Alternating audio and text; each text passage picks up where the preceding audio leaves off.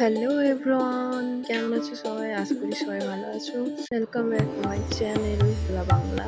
আমি জয়া, চ্যানেলে সবাইকে স্বাগত। তো আজ আমি বানাতে চলেছি সবার প্রিয় লাড্ডু। চলো তাহলে স্টার্ট করা যাক। প্রথমে নিয়েছি আমরা 200 গ্রাম চিনি, তাকে আমরা গুঁড়ো করে নেব। গুঁড়ো করে নিয়েছি।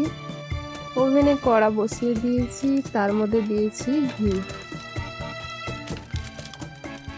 ঘি দিয়ে ঘিটা গলে গেলে তারপর দিয়েছি আমরা বেসন। বেসনটা ভালোভাবে নাড়াচাড়া করতে হবে। বেসনটা একটু কম ঘি হয়ে গেছে, তার জন্য আরেকটু আমরা দিলাম, গলানো ঘি দিলাম, যাতে ভালোভাবে মিশে যায় ঘিয়ের মধ্যে। ঘিয়ের মধ্যে যাতে বেসনটা ভালোভাবে মিশে যায়, তার জন্য আমাদেরকে ভালোভাবে নাড়াচাড়া করতে হবে। কিছুক্ষণ ধরে ভালোভাবে নাড়াচাড়া করে একদম পেস্টের মতো বানিয়ে নিতে হবে, যাতে লাড্ডু করলে হাতে ভালোভাবে গোল্লা হয়। অনেকক্ষণ ধরে নাড়াচাড়া করতে হবে। তারপর আমরা দিয়ে দিলাম এলাচকে কুটে রেখেছিলাম, দিয়ে দিলাম, আর অল্প গরম জল দিয়েছি।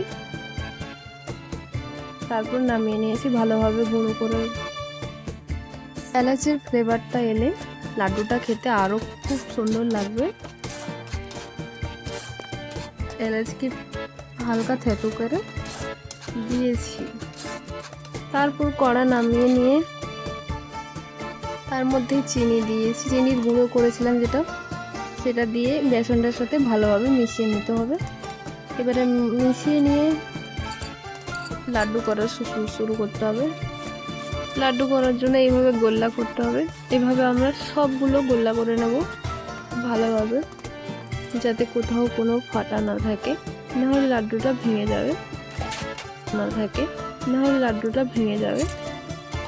এ দেখুন, খুব সুন্দরভাবে আমি গোল্লা করে তার মধ্যে কিশমিশ বাদাম দিয়েছি খুব সুন্দরভাবে।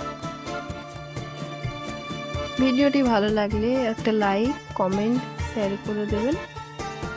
আর নতুন থাকলে আমার চ্যানেলে সাবস্ক্রাইব করে দেবেন। পাশে থাকা বেল আইকনটি প্রেস করে দেবেন, যাতে নতুন ভিডিও দিলে আপনার কাছে তাড়াতাড়ি পৌঁছে যায়। টাটা, সবাইকে সুস্থ থাকবেন।